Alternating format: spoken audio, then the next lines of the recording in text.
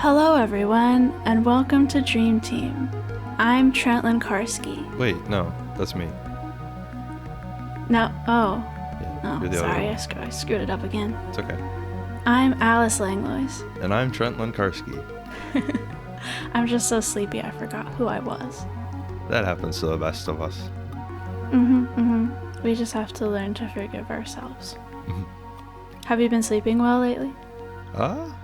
Yeah, That's good, me too. very good.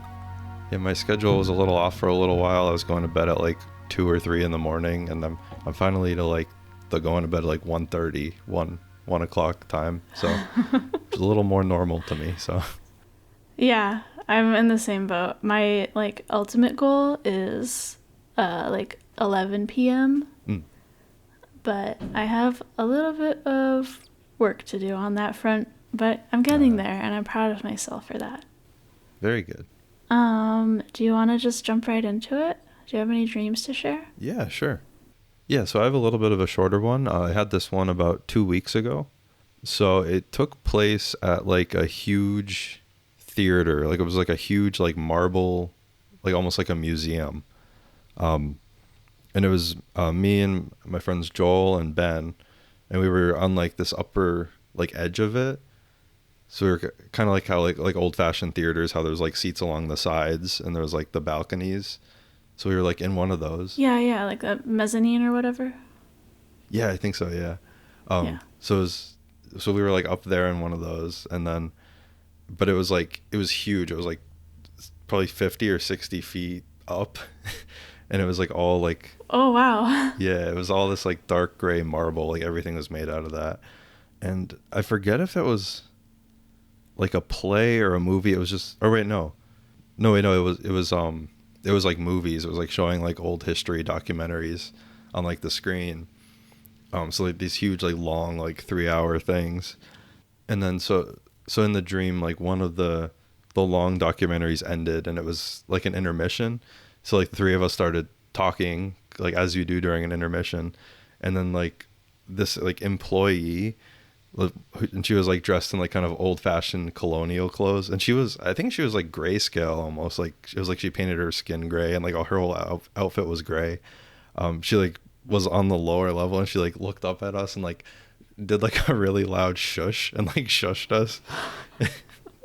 And it was just funny because she was so far away, and it was like, why can't we talk during the intermission? So that was that. Yeah. So that was pretty much it. That's the dream. And I guess we just stayed there and watched some more 3 or 4 hour long history documentaries in this huge marble museum theater. So Wow. that was a little dream I had. Yeah, that's pretty cool though. That lady is such a funny image to me. Yeah. Was there a lot of other people in the theater? Yeah, I feel like there wasn't even like seats on the bottom level. It was just like flat ground and like a little raised stage, and then like a projector, like a screen with a projector. Like a concert standing room area. Yeah, but I don't think just like a there's floor. Yeah, there's like no one there though. I think it was like just us on like a side balcony watching it. You guys were real champs for being the cool people to show up and watch these history documentaries. Yeah. Oh, that's cool. I don't even remember what the documentary was. So I'm assuming colonial because of how the lady was dressed. Mm-hmm. But I don't know. That's so interesting. Weird. A short little one from me, and I heard a rumor that there's a really long dream from you this week. Yeah, it is my longest boy ever. It's probably one of the longest dreams I've ever written down. Whoa. Not just in terms of like pages of writing, but I don't know if you've ever had a dream where like in the dream like a lot of like time passes, you know? Yeah, a little bit, yeah. Like, you know, I was in a dream and then it was like the next day, but like still in the dream. It's like my longest one of those. Like I've had dreams where it's like over the course of a couple days or like a month maybe, which is crazy to think of in itself. Right. Because I think dreams only, like in reality, they're only like a few seconds to a few minutes of like brain activity. Right. just because of how like sleep cycles work. So it's like, I don't know how that, like how all of that information can be condensed into like a little blip in your brain activity. Yeah, it's very weird. Yeah, I rarely have dreams that like span that much time, but when I do it, I always wake up feeling exhausted because I kind of feel like I just lived another lifetime. And in this case I did, because the dream was, I think, 600 years long. Whoa. And Oh like my I goodness. died because like I would not live that long. So it was like a multitude of lifetimes contained into one dream. Oh my goodness. That's crazy. Yeah. Okay, so this is the epic tale of the 600-year dream. It started off on an island with a little cabin, and I lived there with a friend. I don't remember who that person was. It was just me and another person. And we lived on that little island together, and one day I noticed outside in the trees and bushes by our cabin, there was a nest of eggs. There were 3 different kinds of eggs. Some really small ones that were like blue and speckled. There was one that was a little bit bigger than a chicken egg that was brown, and a really big egg that was light blue. And I would watch the nest every single day to see if they would hatch. And one day they finally did. The speckled eggs hatched into these little bird chicks that looked like miniature ostriches. And the brown egg hatched into a bird chick that looked kind of like a heron. And the big blue egg hatched into a baby dragon. Whoa. Which will become a recurring theme throughout this podcast, I think. I dream a lot about dragons, and specifically, not to spoil this dream, being dragons. I don't know why. Whoa. Yeah, someone really likes dragons on this show. And it's It definitely not me. I definitely think it stems from my childhood. But it's also really fun. Yeah. So my friend and I decided to take care of this baby dragon because the bird chicks seemed like they kind of knew what to do on their own, but the dragon was very obviously like a baby that needed to be cared for. And we took care of it for several years, like many years. And it got bigger and smarter and more playful. And it was kind of our little secret. And then one day we heard from the mainland that people knew about the dragon on the island and were thinking about coming to hunt him down because they were afraid that he was dangerous. And so my friend and I got super nervous and we tried to hide him. But he was getting so big and tired of being on the island that it was really hard to keep him there. And one day we woke up and he was just gone. No. And we knew that he had left. Oh, no. So we rushed to the mainland on a boat, and we see this huge crowd of people gathering on the mainland had these very like cliffy beaches, like very high cliffs over the water. And we saw a huge crowd of people gathering on the cliffside. There was like news reporters, like regular people, and like some other people that looked kind of like they were maybe military personnel. And we saw our dragon flying out over the ocean, going out to sea. And at this point, he was like a big, like, I don't know, probably like school bus size, and then kind of long, like a Chinese dragon, like really long torso. And he was being chased by boats on the water. Oh, no. Yeah.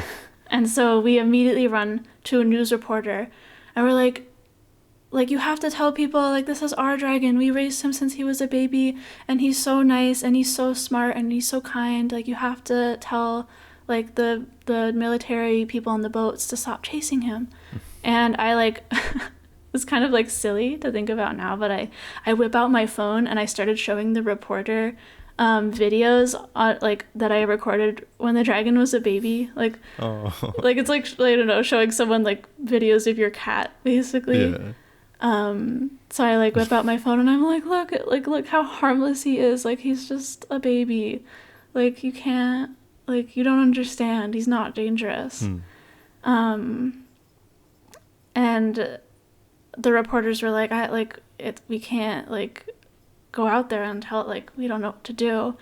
And right as we were having that conversation, this huge explosion happens. And at the time, I wasn't sure if the people on the boats had like shot something at our dragon, or if something came down from the sky. And because what I think I remember seeing, I was confused, like, and this is like me in the dream, I couldn't tell. I just saw this huge explosion. And all of a sudden, this like electrical blast like lit up everything and hit the dragon, and he fell right out of the sky. No. And what we realized was that it wasn't the ship shooting him. It was this huge burst of energy that came out of the sky, and he was actually flying out over the ocean to protect all of us from it. And he took all of the damage from the blast instead of it hitting the ocean and like hurting the people. Interesting. And so when they collected his body, he was still alive. He was still breathing, but he was unconscious. And everybody realized that he had saved us and that he wasn't dangerous. And we couldn't wake him up, and we decided to take his body and put it somewhere safe until he did wake up. And it was kind of understood that he would be kept hidden away in this sleep-like state and would only wake up when humanity was like ready and deserving of his existence and could like handle it. Because they were not at the time. They were like too frightened of him. But I think he was there for like some kind of like prophetic purpose. And I remember feeling really sad that like he wasn't awake anymore, but I was just happy that he didn't die in the blast. And then there's this sudden time lapse. And from this point forward, I will be referring to me, Alice, in third person, because I am no longer Alice in this dream. Whoa, who are you? Which was a really bizarre experience. I'll just a note. I have like, this was a really interesting experience for me because I have and often shapeshift in my dreams, not just into dragons, but like into other people or animals or things. And I always feel like me. Like I always know that I'm Alice. I'm just in the shape of a tiger or a bird or whatever. But it's me and like my brain, and I just like feel like I'm in the body of that thing. But what was unique about this situation was I felt like my brain felt different, if that makes sense. And I woke up in a dark room in water, and my body felt different, and I felt scared. And I emerged from this pool of water, and it's 600 years later, and I am the dragon waking up from this sort of like prophetic slumber. Oh my God. And I felt frightened. Like I felt like an animal. I felt like I had like a different kind of understanding of the world, and I didn't like get like where I was or what was going on, and I just felt like this sort of like primal fear. And so I just started like crawling through. It was like this kind of wooden bathhouse situation, and I started like kind of wandering through the house, like looking around, and I see a middle-aged man who looks very surprised to see me, and then kind of like almost like gives me a look of like pity or sympathy, like oh, you probably must be so confused right now, which I was. And I got super freaked out, and I run right out of the house, and it's in this like beautiful lush like old growth forest, like giant trees and ferns and moss, and it's like very like humid and wet and tropical. And I climb up onto the roof and just am like huddling there, like looking around, like where am I, what is going on? And the man comes out of the house and slowly approaches me and starts speaking to me, and I realize I can understand him because I was raised by humans, but I can't speak back to him because I don't have like a person mouth with person vocal cords. Mm-hmm. I can just understand him. So he tells me about the explosion, and he tells me what happened afterwards, and I kind of like look around when he mentions Alice, and then he tells me that she is dead because it's been 600 years. Oh. And I like just like wail because like that was like my person. And he says like, no, it's like I know like this is hard to hear, but I know somebody who can help. And he takes me back to my island where I was born. Ooh. And the cabin, which, I mean, this is just dream logic, but for some miraculous reason, it's 600 years later and things don't look that different. I mean, the cabin still looks pretty like in good shape, and like it seems like there's still a pretty similar level of like architecture style and like technology in the world.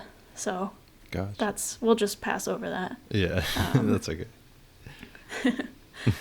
And there's a woman waiting for me in the house, and for a second I'm like very emotional at this point. I'm like sad and angry that it's been so long, and that like nobody woke me up or was able to wake me up, and that everything is so different and I have nobody that I know. And she takes out this plastic like Sterilite storage bin, and it's full of things that belonged to Alice and her friend. And that just makes me feel worse. Like I'm glad to have those like mementos that they kept for me, but it is like very upsetting to like see them and be like, this person is gone. It's like literal centuries later, and I didn't get to like consent to that.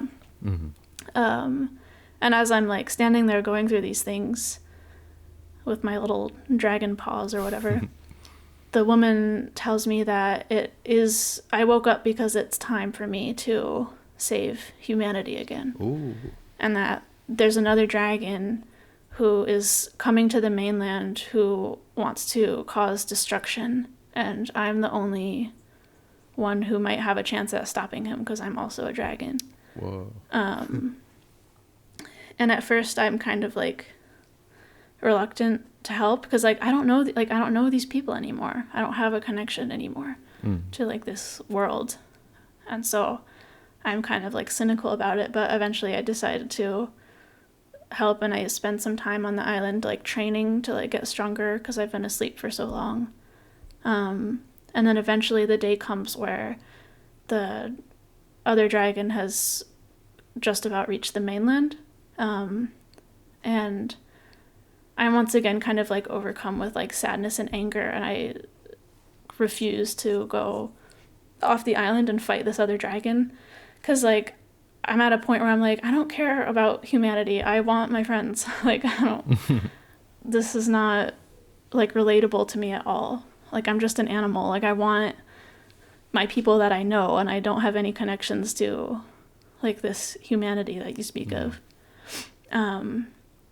And the woman gets like really frustrated with me for a second, and then kind of like, I don't know, sympathizes with me. And she brings out that box again and says, like, maybe like here, like maybe you can like take one of these things with you and it will like give you strength. And I go through the box and I find like one of Alice's t-shirts, and briefly switch back to me being Alice. This is not part of the dream, but it is a shirt that I actually do have and like wear for pajamas. It's like Which one? Like that RISD shirt that I have. Oh yeah. I think that you gave to me a long time ago. Yeah. But it is a shirt that I actually do have. And all right, back in the dream, I pick up this t-shirt and like kind of like bring it to my face and like smell it and like just sort of stand there and like weep bitterly, and then I'd like tie it around my neck, my long dragon neck, like a scarf. And then the woman is kind of like impatient at this point and like urges me that it's time to go and I need to fight this dragon. And so I finally leave the island and I fly out over the ocean to face a dragon much, much larger than me, who rises to meet me as storm clouds start rolling in from the ocean. And the dream ended as I hovered in the air and prepared for battle. What? Coming to theaters near you. We don't know how it ends? No, I don't know how it ends. Oh my god. That's wild. Yeah. Wow. It's probably one of the craziest dreams I've ever had. 600 years. Yeah. Like, I think the longest time gap I've had in a dream was like a couple hours, if anything. That's wild. Yeah. It was really, and I remember, like, part of it too was just like when I woke up, I felt really kind of disoriented because I was just not me for like quite a while. Mm-hmm. And so I woke up and I like wasn't sure who I was for a second, which was kind of bizarre. Because like I said, I like, I've never been somebody else in my dreams. It's like kind of just an understood thing where it's just like, oh, like if you look different, it's because you're just kind of like shape-shifted. Like I had a dream where I looked kind of different, but it's like, it's still me. And I know it's me. It's Alice. But this was very distinctly like, you are an animal and you feel like an animal and you don't understand human things anymore. And it was like very, very bizarre that my brain could like kind of come up with that. And yeah, I woke up and I was just like, I just like lived a lifetime and died and then became another thing and had to deal with the concept of the people I love dying. And one of them was myself. And I was raised by myself? Yeah, it was me. It was me. Yeah, it was something else. Wow. Yeah. That's about all I can respond to that. Wow. Oh, I had one question. Yeah, what's up? Is it when the dream like happened, like at any point, was it was like modern day, or was it like set in the past kind of, or? I experienced the whole dream as like the present, if that makes sense. Gotcha. When I was myself, that I was just living my life. And when I was the dragon, I was just living my life. I understood that time had passed, and I was told how much time had passed. Okay. Like that it had been centuries. I forgot you mentioned phones before I asked that question, so never mind. Oh, you mean like the setting? Yeah, there was like Yeah. technology. Like there were like reporters with like microphones and like Navy style boats with like modern weaponry. Gotcha. So it was like modern day with also this sort of like mythological power that existed. Right. Very good. Very good dream. Yeah. I give that one an A+. Wow, thank you so much. Yeah, that was definitely one of my most exhausting dreams I've ever had. Right. But I figured I needed to pull out some classics at some point because a lot of my dreams get into wild territory like that, and I haven't really shared any of them yet. So I thought I'd start off that series with one of the quintessential Crazy Alice dreams. Very good. I've got some old Trent ones I'll break out at some point. Hell yeah, we gotta get nostalgic with some vintage dreams. Speaking of vintage dreams, great segue. Whoa. I've got a very old, dusty dream fact for you. Ooh. I just dug it up at the archaeological site Ugh. and brushed it off with one of those little brushes. It's broken. Yeah. Oh wait, sorry. no, it's not. I stepped on it. Oh shoot. I didn't realize it was a dream fact at first. I thought it was just a weird rock. It has gemstones growing out of it. Yeah, don't touch them. They like make you see things. Oh. Oops. I was really curious this week about like what if anybody knew what was the first dream that was ever recorded. Whoa. Because I was thinking about like I've been recording my dreams since I was like 11 or 12, but like people have probably been writing down their dreams for a really long time. I wonder what was the first one ever. Whoa. And man, it goes way back. Like, since humans could write at all, we've been Oh writing my down that goodness. we've been having dreams, which like kind of makes sense because Mm. we've always kind of found them to be like a weird and almost supernatural thing. Right. Yeah. So That's funny. It's like, were you just asleep? Did you see like stuff? Yeah. yeah, write Oh, that me down. Write too. that down. Let's like carve it into a stone tablet. That's how important it is. Mm. Is that what they did? So like, yeah. When was it?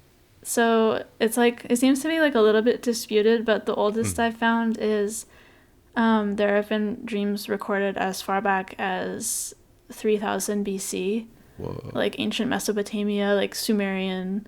Like those were the people that like figured out even how to write, I'm pretty sure. Right. Like some of the first. And all the way back they were writing down their dreams. Which is insane. I don't know what I was expecting. I guess I was thinking like maybe it would be like the ancient Greeks or something, or like Egypt. Yeah, that's what I thought. But I was like, thinking Egypt when you said like how far back it was. yeah, it's like forever back, like all the way.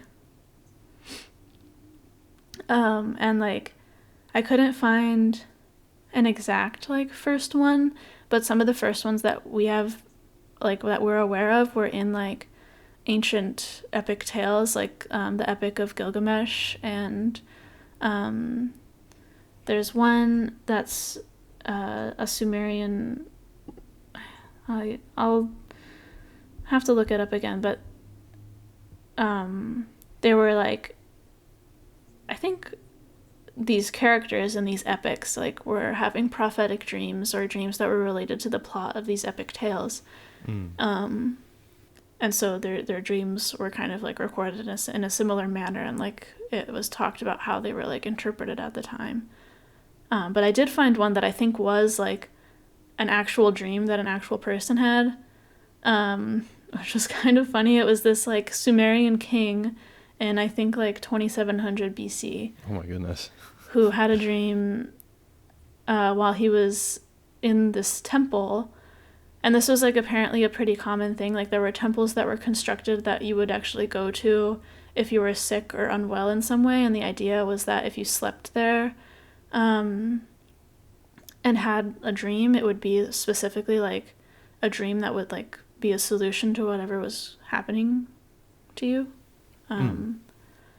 And so this king went and slept in this temple, and he had a dream that there were a bunch of like people moving around him holding all these objects, and there was this deity of some kind who told him to rebuild the temple, and he did, like IRL. Whoa. He was like, okay. The temple he was sleeping in? Yeah. Oh. The deities told him to rebuild it, and so he woke up and was like, I gotta rebuild this temple. And he did. Just straight up. And Whoa. it like led me down this whole rabbit hole of how like ancient like recorded dreams, it's like very obvious that they were taken extremely seriously, especially if they were dreams from like royalty, like kings, people of really high power. If a king had a dream about something, everybody had to know about it because it could be super important because they were seen as like next to gods basically. And being a dream interpreter was like a whole ass career. Like you could like that was just like a thing that you could do. You could just go around and be like, I am a really spiritual and smart person, and I will perhaps for a small fee tell you what your dream means. Because it was seen like dream interpreting was like a science. There were very few people, even in ancient Greece, who were skeptical of dreams. It was like a very like serious, like, this is science, this is psychology, it's a supernatural thing. Everyone just accepted it. Yeah. But we have been doing this forever. Yeah. For as long as people have been dreaming, we've been writing them down and telling each other about them. And I don't know, it made me feel like kind of cool about doing this podcast. We're continuing the legacy. Yeah. Yeah. Hey, do you want to go build a temple? Sure. Cool. I just had a dream about it, so we Oh, should probably man. do that. Wait, I'm like busy like next week. I can't. Oh, well, sorry. Well, maybe we'll figure it out someday. I'm pretty busy too. Like first week of April we could start, I guess. Okay, cool. That sounds good. All right. Cool. What kind of temple? But yeah, that's my dream fact. Oh, what kind of temple? I think Like a really cool one. I think it should look really cool and awesome. The marble theater in my dream. The marble theater with the like really tall balconies. I have to build that and find a woman who's in grayscale and colonial clothes. Can we like show other stuff in there besides like boring history documentaries? Though? No. Sorry. Oh, okay. It's the dream. Yeah, I guess the dream you're right. said I mean, you so, have to like, do what the dream says, right? Yeah, the dream said so. Okay. Yeah. Well, if you dreamed it, it must become reality. Mm-hmm.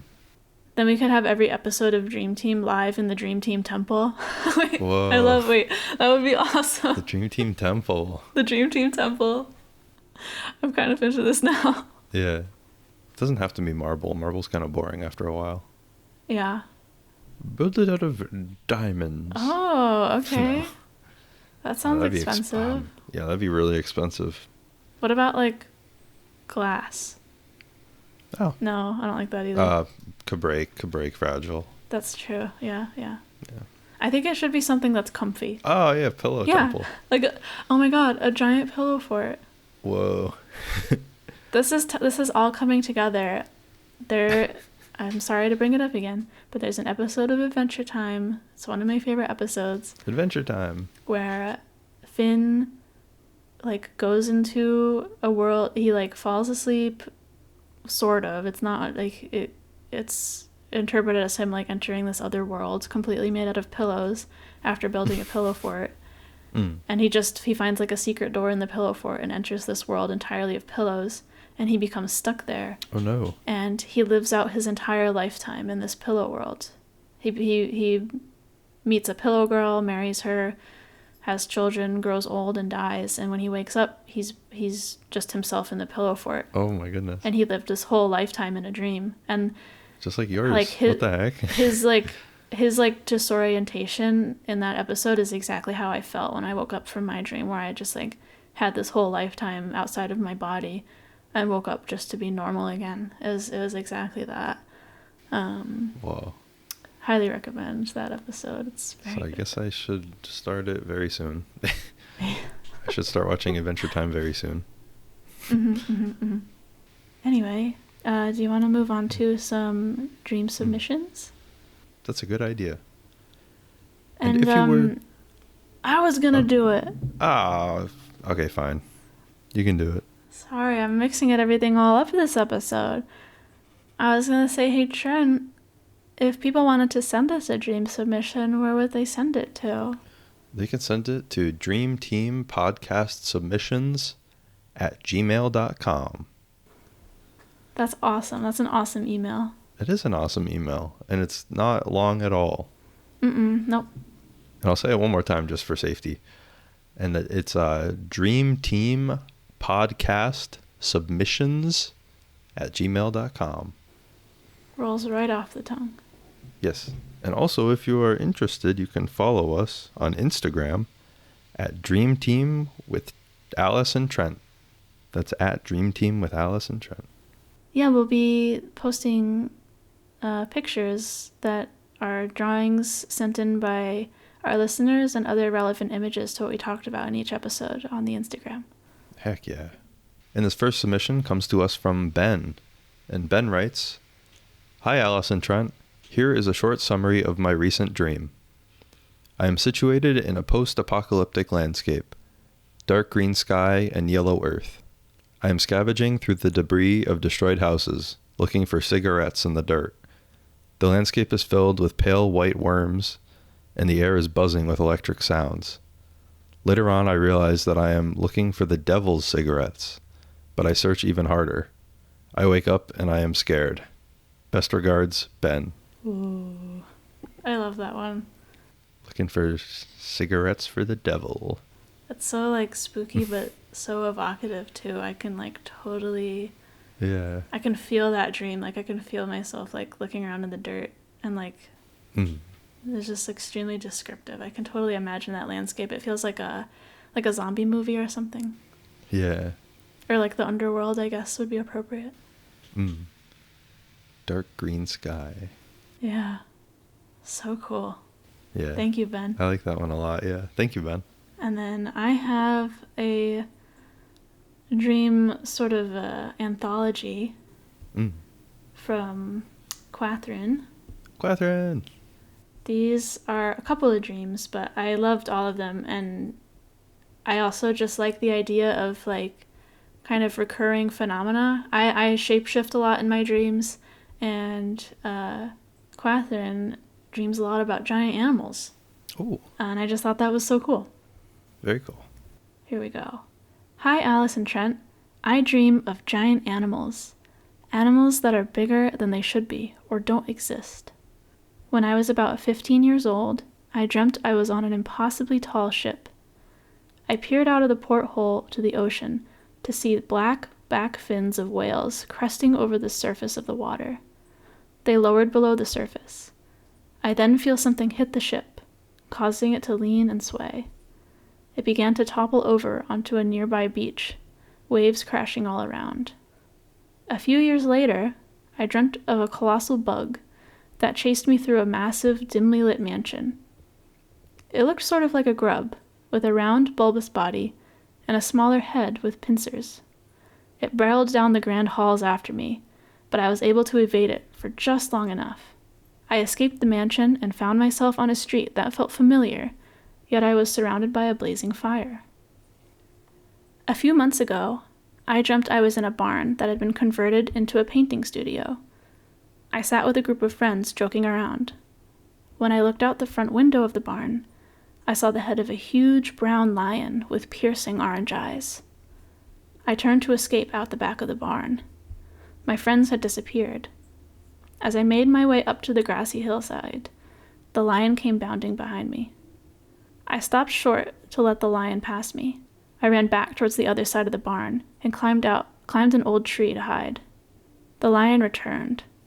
It prowled around the front of the barn and started slowly weaving through the trees. Throughout the whole dream, I never made full eye contact with the lion. It gave me this uneasy feeling where I couldn't tell if it had actually been chasing me or not. There is one positive dream I can remember that featured a giant animal. There was a large black Labrador sleeping in a dense wood dappled with sunlight. I curled up on the ground next to the dog, my head resting on his side. There was a gentle breeze rustling through the leaves as I drifted off to sleep. The bonus dream drawing, and we'll include all these wonderful drawings on our Instagram, was drawn in late 2020, early 2021. I dreamt of a sea beast with the head of a goat and a serpentine body. It raised its head above the water, like a periscope. As it descended, the waves grew choppy. Suddenly, I found myself trapped in the current of a raging ocean storm. As I was getting swept out to sea, I woke up. Pleasant dreams to both of you. Dream Team rules. Quath. Thank you, Catherine. Those are awesome. Yeah, the drawings are really sweet too. Yeah, I can't wait for you guys to see these drawings. They're so good. Yeah. I also dream about creatures a lot. Like not ones that I turn into, but I have sort of a catalog of weird made up animals that I've dreamed about that now I'm thinking I should like compile into a little anthology like this and talk about some of the weird ones maybe for a future episode, because that could be cool. It was so cool to read all of these. I love the one with the dog. This just seems so sweet. I like that one a lot. I like the bug one too. The big bug chasing through the mansion. That's really cool.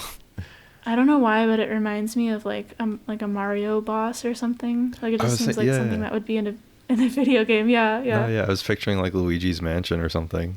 Yeah. And have you ever played like that style? Have you ever played Super Mario Sunshine? No, I have not. I'm sorry. Oh man.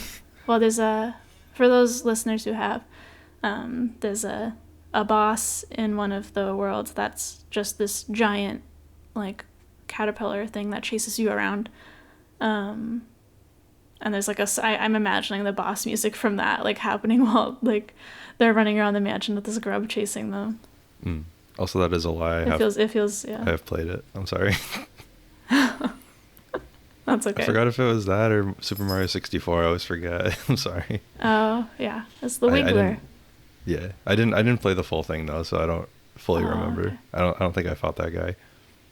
But yeah, no, totally reminded me of that. So cool. Hell yeah.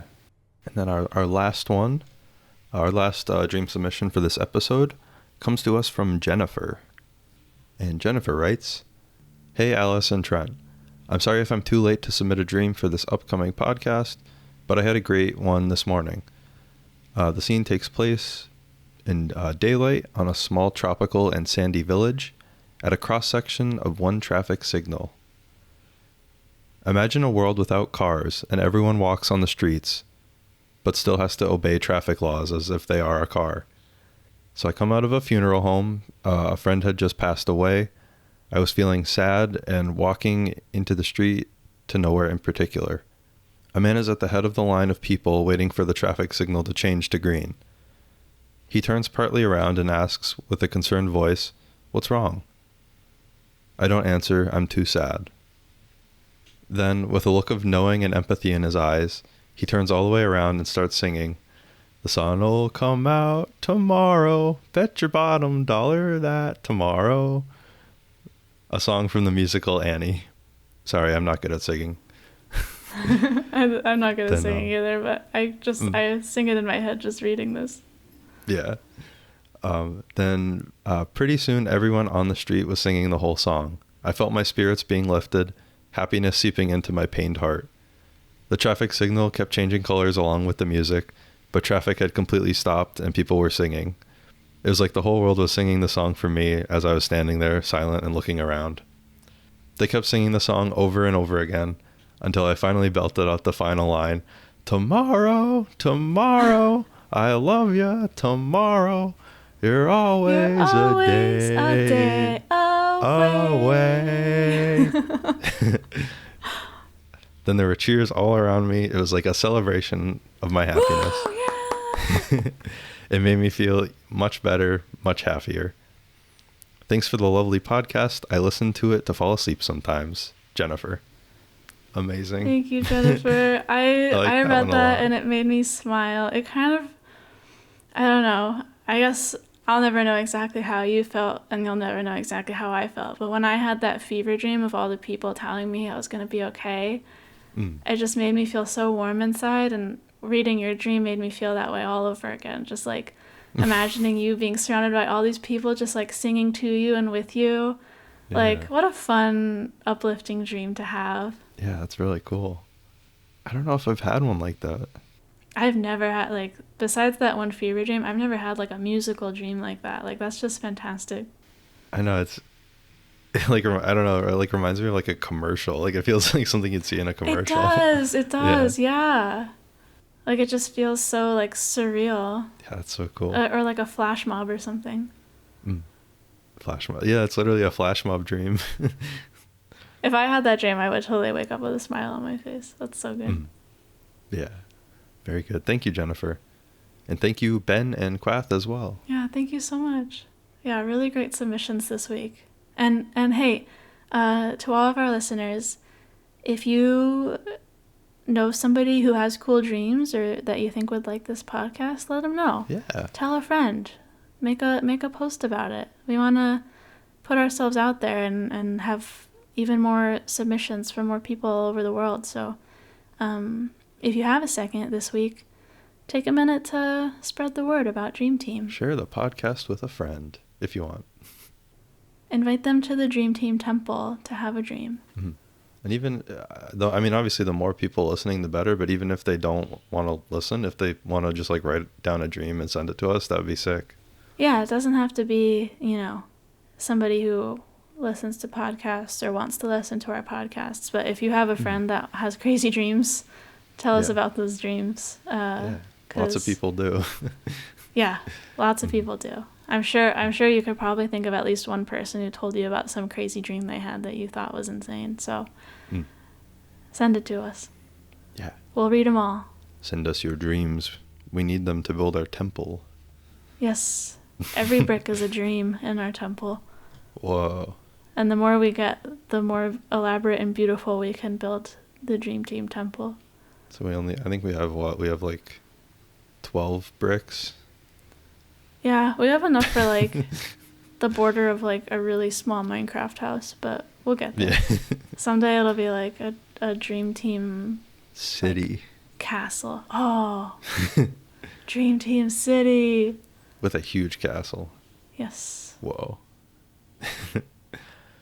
Excellent. And yeah, remember to send those dreams to dreamteampodcastsubmissions@gmail.com. And follow us on the old Instagram at Dream Team with Alice and Trent. All right. Thank you guys so much for listening to this week's episode. We hope you enjoyed it. Thanks for tuning in. And we hope you get really good sleep tonight. Have some good dreams. Don't let the bed bugs bite. Yeah, sleep tight, everybody. Good night. Good night.